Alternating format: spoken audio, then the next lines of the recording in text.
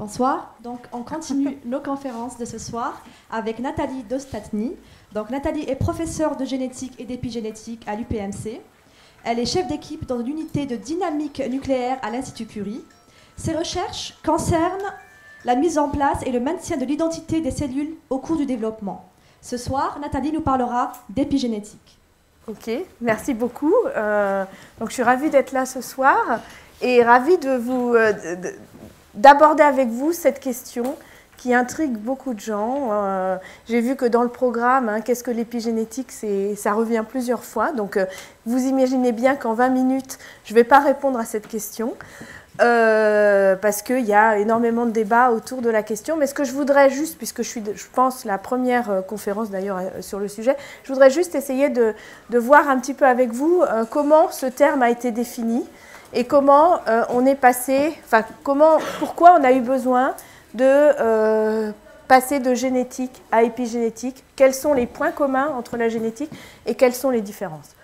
Alors, tout d'abord, je vais très très rapidement rappeler ce que c'est que la génétique, et notamment, je vais vous rappeler que l'information génétique, on le sait depuis pas mal de temps, elle est portée par l'ADN dans le noyau des cellules. Et donc ici, j'ai schématisé une cellule avec au centre son noyau. Alors, je n'ai pas de pointeur. Ici, vous avez son noyau. Et à l'intérieur, en gribouillis, comme ça, c'est le génome, l'ADN, qui se trouve à l'intérieur. Cette information génétique, elle est essentielle pour conférer aux cellules leur caractère, leur identité. Et elle est transmise par les cellules à leur descendance, et notamment, on a des mécanismes qui ont été très très bien étudiés, où au cours desquels une cellule qui a un certain nombre de chromosomes, un certain génome, va entrer dans une phase de duplication du génome, donc répliquer cet ADN, et ensuite, par un processus qui est extrêmement bien contrôlé par les cellules, ensuite, selon un deuxième processus, il va y avoir séparation des deux génomes. Donc, il va y avoir d'abord apparition d'une cellule qui aura un double génome, 2 fois le génome. Et ensuite, selon une phase de mitose, il va y avoir division. Et là encore, il faut qu'il y ait des processus extrêmement bien contrôlés parce qu'évidemment, dans cette cellule-là, vous avez 2 génomes et il faut que ces 2 génomes se séparent en mettant le même nombre de chromosomes et un matériel génétique qui soit identique dans les 2 cellules filles au matériel génétique qu'il y avait dans la cellule mère. Donc ces mécanismes, ils sont extrêmement bien contrôlés et très importants. Et de temps en temps, il peut arriver qu'il se produisent des modifications génétiques, c'est-à-dire des mutations qui correspondent à des altérations dans la séquence du génome. Donc ces altérations dans la séquence du génome, elles vont être, si elles ne sont pas réparées, parce qu'il y a quand même aussi des mécanismes qui permettent de les réparer, si ces altérations ne sont pas réparées, elles vont être répliquées par la cellule exactement de la même manière qu'elle réplique le génome, et elles vont être transmises à la descendance. Donc ces modifications génétiques, elles sont héritables. Et ce qui se passe aussi, et qui est un petit peu, entre guillemets, dommageable évidemment, c'est qu'à partir du moment où il y a eu une mutation qui n'a pas été réparée dans une cellule, cette mutation va être transmise au cours des divisions à toutes les cellules filles de la cellule dans laquelle la mutation est apparue. Donc c'est un processus qui est irréversible.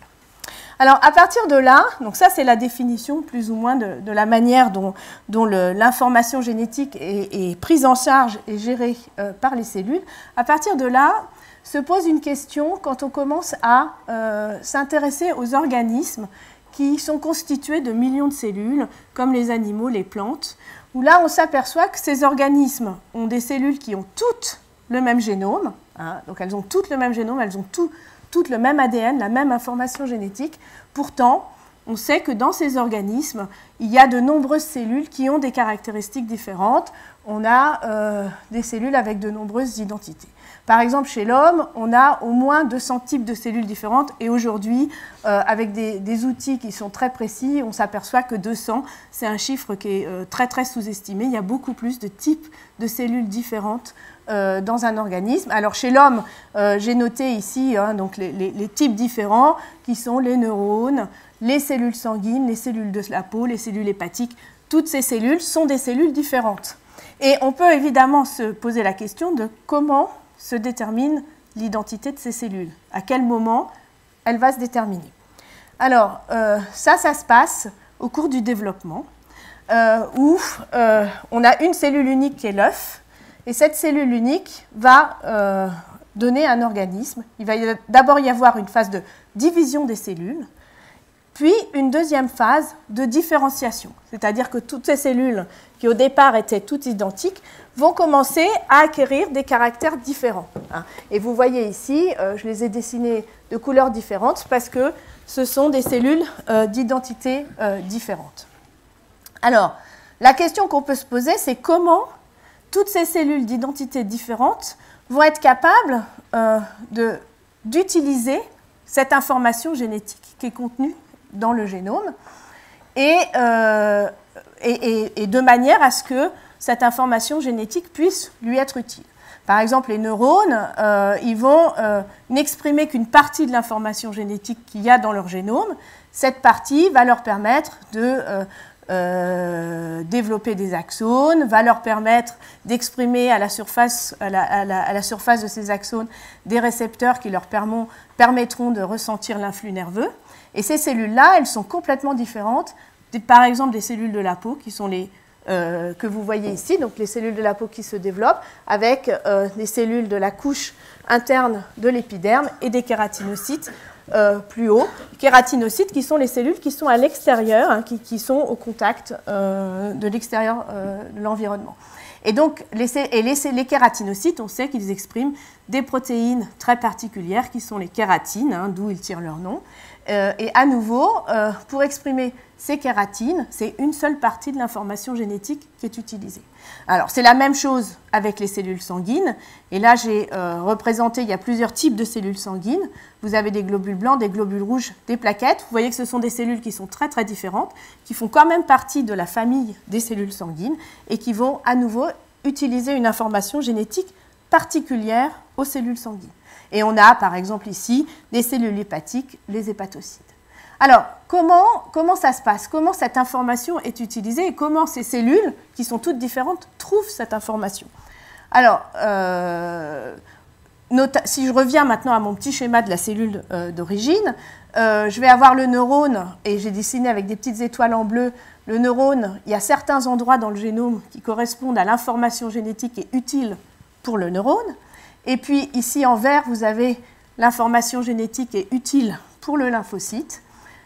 En rouge, vous avez l'information utile pour le kératinocyte. Et en jaune, l'information utile pour l'hépatocyte. Donc toute cette information, d'une certaine manière, elle a l'air d'être très très confuse, mélangée à l'intérieur de ce génome. Et il faut que chaque cellule soit capable d'aller identifier la bonne information.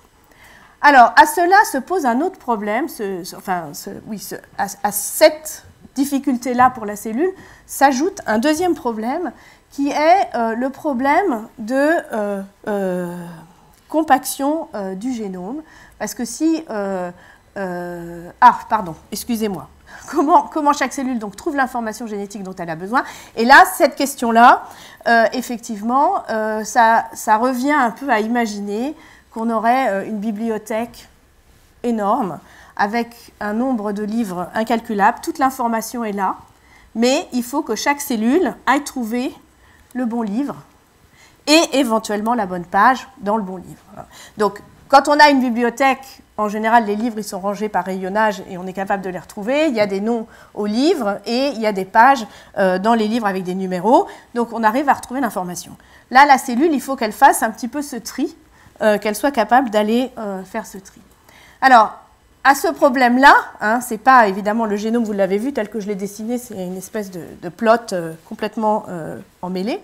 À ce problème-là s'ajoute la difficulté, effectivement, d'organiser les choses. Et là, on a un deuxième problème dont je voulais vous parler, qui est la question de la compaction de ce génome. Et si on regarde un petit peu à quoi ça correspond, un ADN humain, c'est 46 chromosomes, donc on connaît le nombre de bases qu'il y a dans la molécule d'ADN, et on peut calculer la taille totale hein, de cette molécule d'ADN. Si on met les chromosomes bout à bout, ça fait à peu près 2 mètres. Et ça doit tenir dans un noyau de 10 micromètres de diamètre, tout petit. Alors, si on fait le calcul, ça fait un facteur de compaction de 400 000. Alors, si je vous parle de ça, 400 000, 2 mètres dans 10 micromètres, vous ne vous rendez pas très bien compte du degré de compaction. Alors, si on essaye de mettre ça à des échelles plus compréhensibles, ça correspond à peu près à 20 km de fil très fin qu'on va faire rentrer dans une balle de tennis. Donc, vous voyez qu'il y a un vrai problème de compaction qui s'ajoute à cette question d'aller trouver la bonne information. Alors, donc on a des vraies contraintes d'organisation. Alors, comment ça se passe si on regarde maintenant le noyau de la cellule? Est-ce que c'est vraiment cette pelote de fil que je vous ai montrée ou est-ce que c'est autre chose? Et alors, en fait, ça c'est le résultat de nombreuses analyses, hein, d'un travail de ces 30 dernières années qui a été extrêmement productif. On s'est aperçu que ce n'est pas du tout un mélange, enfin une pelote de laine complètement emmêlée, mais au contraire, il y a beaucoup d'organisation et tout est organisé. Donc ici, vous avez la double hélice d'ADN. Cette double hélice d'ADN s'entoure, fait le tour, hein, fait 2 tours de cette petite structure que vous avez ici, qui s'appelle un nucléosome, qui est constitué de protéines basiques qui interagissent très fortement avec l'ADN. Ça forme une première niveau d'organisation sur lequel on a un collier de perles. Et ensuite, ce collier de perles, il est compacté. Il y a plusieurs niveaux de compaction. Et tout ça, c'est très organisé dans le noyau. Alors, comment ça peut s'observer au microscope? Donc, on a des méthodes biochimiques qui permettent d'analyser ces différents niveaux d'organisation et la constitution donc, de cette structure qu'on appelle la chromatine. Mais plus simplement, si on regarde le noyau d'une cellule en microscopie électronique, on s'aperçoit que ce n'est pas du tout homogène. Vous avez ici des zones blanches qui sont peu denses aux électrons et vous avez ici des zones noires. Hein, alors ici c'est le nucléole, hein, mais vous avez des zones noires qui sont denses aux électrons qui correspondent à des régions compactées de l'ADN, alors que les régions blanches correspondent à des régions peu condensées. Donc les régions peu condensées, on appelle ça le chromatine, alors que les régions condensées, on appelle ça l'hétérochromatine. Donc on devine déjà, sous cette forme-là, un semblant d'organisation. Si maintenant on essaye de se dire bon, à quoi ça peut correspondre, hein, ici je vous ai décrit le métro. Quand il n'y a personne dans le métro, c'est très accessible, hein, et donc il est très facile d'aller trouver éventuellement l'information dans ce métro, ce qui est complètement différent de la situation où ce n'est pas accessible. Hein. Donc globalement, si je reviens à ma petite chromatine, hein, on pourrait imaginer que ces régions qui sont ici, il y a énormément d'ADN et donc d'informations dans ces régions qui sont noires, alors qu'il y a beaucoup moins d'informations, mais beaucoup plus accessibles dans ces régions blanches. Alors, si je reviens maintenant à mon lymphocyte, que je vous ai décrit tout à l'heure, en fait, on s'aperçoit que dans le lymphocyte, l'information génétique qui est nécessaire à la fonction du lymphocyte se trouve dans les régions accessibles. Hein, c'est-à-dire que le lymphocyte, c'était l'information qui était avec les petites étoiles vertes. On va retrouver l'information importante pour la fonction du lymphocyte dans ces régions blanches. Et si, dans le lymphocyte, on regarde où se trouve l'information qui est importante pour le neurone, on s'aperçoit qu'alors, cette information-là, le lymphocyte n'en a pas besoin, et donc elle se retrouve dans les régions très condensées, parce qu'elle n'a pas besoin d'être accessible. Et c'est la même chose pour l'information nécessaire pour la fonction du kératinocyte, et c'est la même chose pour la fonction nécessaire à l'hépatocyte. Toutes ces informations qui sont nécessaires dans ces cellules qui ne sont pas le lymphocyte se trouvent dans les régions très condensées du génome. Et donc, de cette manière, le lymphocyte va être capable d'avoir accès très facilement à cette information qui est importante pour qu'il puisse exprimer sa fonction. Alors, là, j'ai juste mis un petit schéma, un petit film, en fait. J'espère que ça va marcher. Parce qu'aujourd'hui, donc, on est capable d'aller regarder, donc, effectivement, la localisation des gènes, la localisation donc, de cette information, où elle se trouve, et on est capable aussi de la déceler dans les cellules vivantes quand elle est exprimée, c'est-à-dire quand elle s'active. Et donc ici, vous avez le système sur lequel moi je travaille, c'est le développement d'un embryon de drosophile.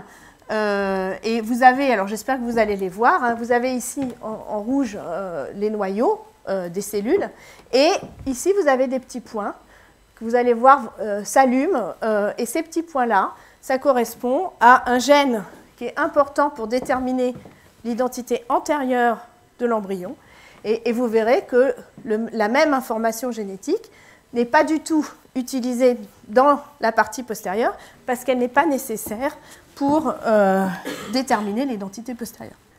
Alors, j'espère que vous voyez, donc les noyaux se divisent, les cellules se divisent, hein, l'embryon grandit, et on voit vraiment un gène important pour déterminer l'identité intérieure qui s'exprime dans l'antérieur de l'embryon, et un gène important pour déterminer, enfin, et ce gène n'est pas exprimé dans la région postérieure.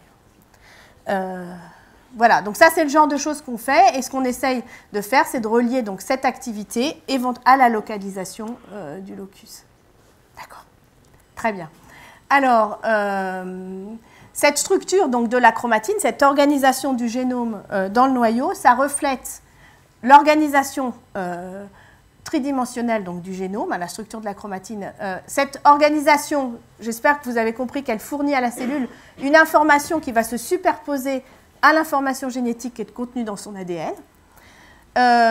Cette organisation va fournir à la cellule une information qui lui permet de savoir qui elle est, hein, puisque l'information importante pour le lymphocyte se retrouve dans les régions décondensées du génome.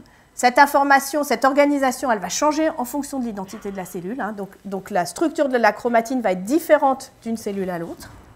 Et cette organisation, et ça je ne vous l'ai pas montré, mais on sait qu'elle est transmise par une cellule à sa descendance. Alors, ça c'est pour insister sur le fait que la structure de la chromatine constitue l'information épigénétique de la cellule, et on appelle ça, aujourd'hui, on parle d'épigénome. De la même façon que l'ADN, ça constitue l'information génétique de la cellule, la structure de la chromatine, c'est-à-dire l'organisation tridimensionnelle du génome dans le noyau, sa condensation, sa décondensation, ça représente l'épigénome. Les cellules ont toutes le même génome dans un organisme. Elles ont toutes un épigénome qui va être spécifique de leur identité. Donc leur caractère, il est fourni par l'épigénome. Alors, si je reviens un petit peu donc, sur un schéma dont vous allez peut-être encore entendre parler dans les autres conférences qui traiteront de l'épigénétique, ça c'est le schéma du paysage épigénétique qui a été proposé par Conrad Waddington en 1957.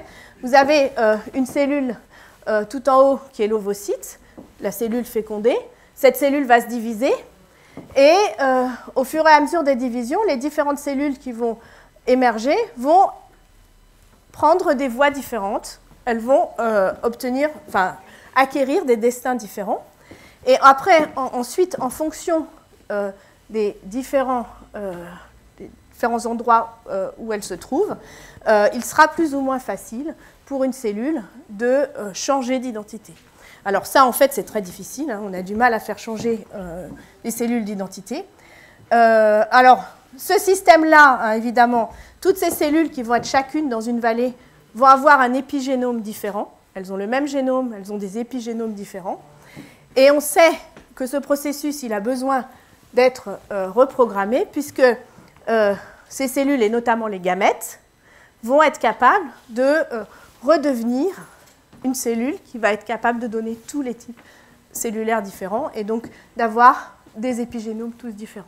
Donc ce processus, et ça c'est très important, la chromatine et l'organisation tridimensionnelle du génome dans le noyau est un processus qui est modifiable et qui est réversible. Donc si je reviens un petit peu pour terminer sur cette différence entre génétique et épigénétique, je reviens sur les modifications génétiques qui sont des altérations de la séquence d'ADN, comme on l'a vu tout à l'heure, qui sont héritables et qui sont irréversibles. Si maintenant je m'intéresse aux modifications épigénétiques, parce qu'elles existent, ce sont des modifications, c'est aucune altération de la séquence d'ADN, il n'y a pas de différence au niveau de la séquence d'ADN. Par contre, on a des modifications, des altérations de la structure de la chromatine, et ça, c'est lié à l'activité des gènes. Ce phénomène, enfin, ces modifications, elles sont héritables, hein, donc elles sont transmises par une cellule à sa descendance, mais de manière très importante, elles sont réversibles. Et d'un point de vue des thérapeutiques, qu'il s'agisse à la fois du cancer ou des maladies génétiques, qui seraient d'ordre épigénétique, évidemment, le caractère réversible fournit des espoirs de pouvoir éventuellement revenir en arrière et revenir à des situations plus normales. Voilà. J'ai terminé, j'espère que je n'étais pas trop Ça va, c'est parfait. compliqué. Merci Nathalie pour cette belle présentation.